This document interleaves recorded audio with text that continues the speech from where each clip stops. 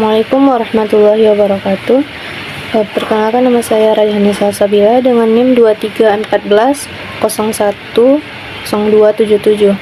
Pada video kali ini akan membahas Quran Surat An-Nahl ayat 125 sampai 127.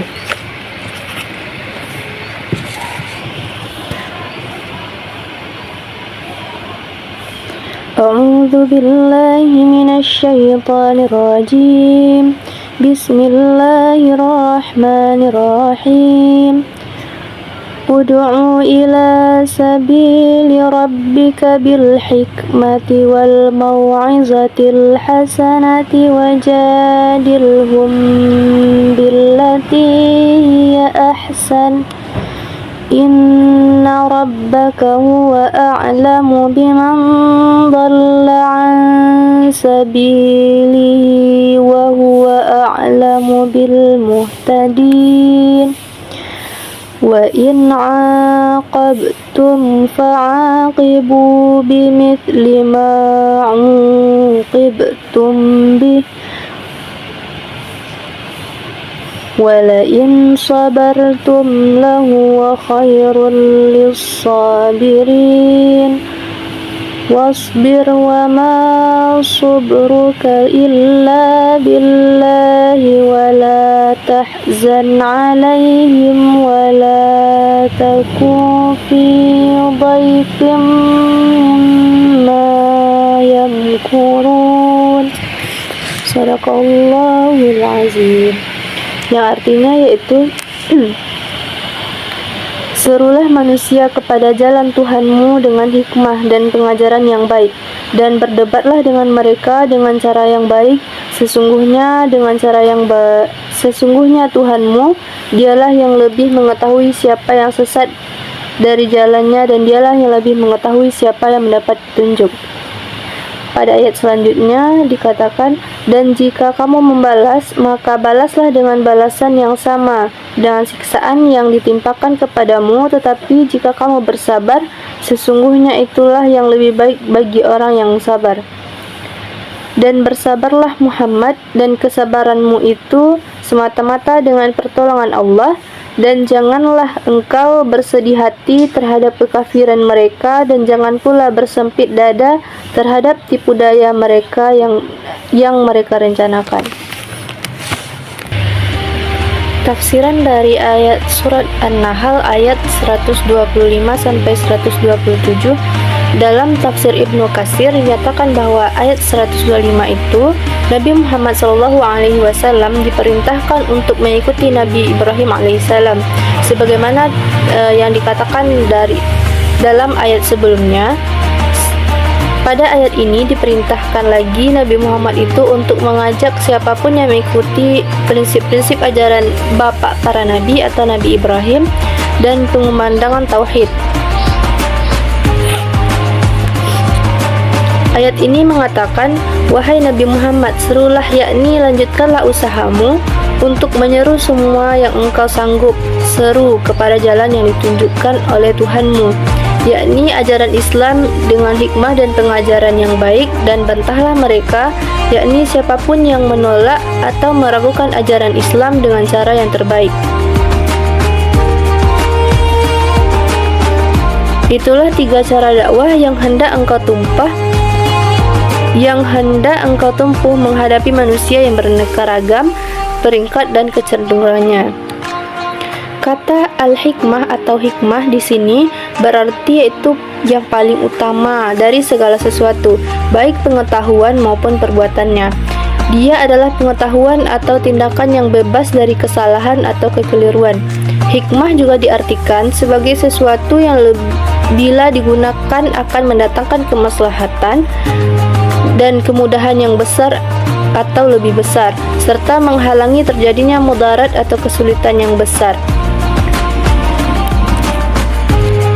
Selanjutnya yaitu terdapat kata mau'izah yang terambil dari kata wa'aza yang berarti nasihat. Mau'izah adalah uraian yang menyentuh hati yang mengantar kepada kebaikan. Demikian ditemukan oleh banyak ulama. Sedangkan kata Jadilhum terambil dari kata jadala atau jidal yang bermakna diskusi atau bukti-bukti yang mematahkan alasan atau dalil mitra diskusi dan menjadikannya tidak dapat bertahan, baik yang dipaparkan itu diterima oleh semua orang maupun hanya oleh mitra berita.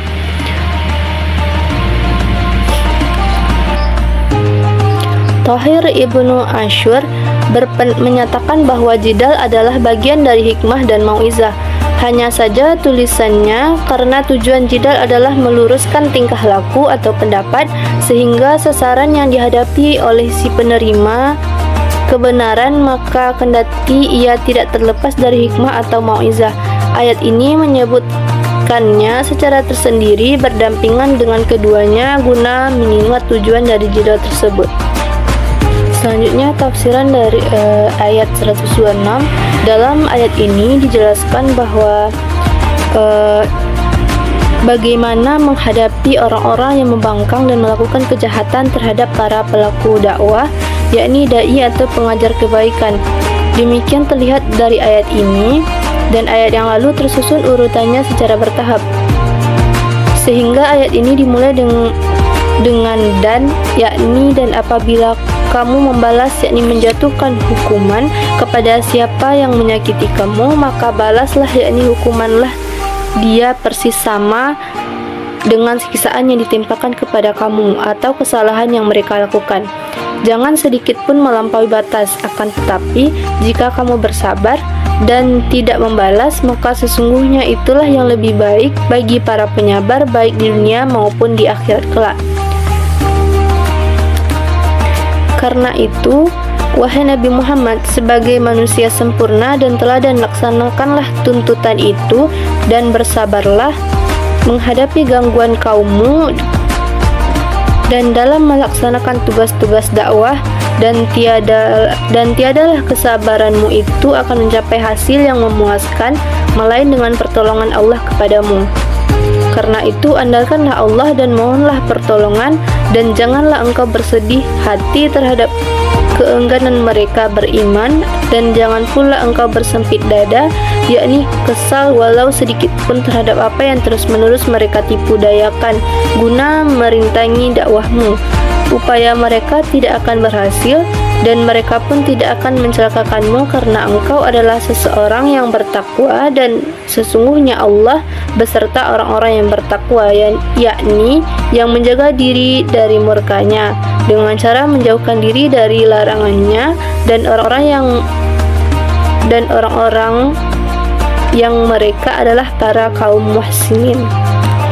Selanjutnya yaitu tafsiran ayat 127 dalam tafsir As-Sa'di karangan Syekh Abdurrahman bin Nazir As-Sa'di menjelaskan bahwa kemudian Allah memerintahkan Rasulnya untuk bersabar ketika mendakwahi umatnya.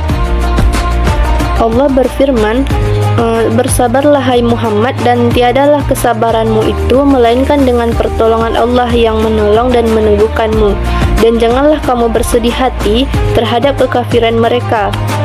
Jika engkau telah menyeru mereka namun tidak melihat gejala sambutan terhadap dakwahmu, maka sesungguhnya kesedihan sama sekali tidak berguna bagimu, dan janganlah kamu bersempit dada. Maksudnya kegetiran dan ketidaknyamanan sama sekali tidak berguna terhadap apa yang mereka tipu dayakan, karena sesungguhnya perbuatan makar mereka hanya berbalik kepada mereka. Selanjutnya tafsiran ayat terakhir yaitu ayat 128. Dalam tafsir As-Sa'di juga dinyatakan bahwa engkau sendiri termasuk orang-orang yang bertakwa lagi berbuat baik. Allah bersama orang-orang yang bertakwa lagi berbuat baik dengan pertolongan, taufik dan bimbingannya. Mereka itulah orang-orang yang meninggalkan yang menjaga diri mereka dari kekufuran dan kemaksiatan, dan telah berbuat baik dalam ibadah mereka kepada Allah dengan cara menyembahnya seolah-olah melihatnya. Lalu jika mereka tidak melihatnya, maka mereka yakin bahwa Allah melihat mereka. dan mereka berbuat ihsan kepada sesama dengan mencurahkan kemanfaatan bagi mereka semua, dan kami memohon kepada Allah untuk menjadikan kita sekalian dari kalangan orang-orang yang bertakwa dan berbuat kebaikan.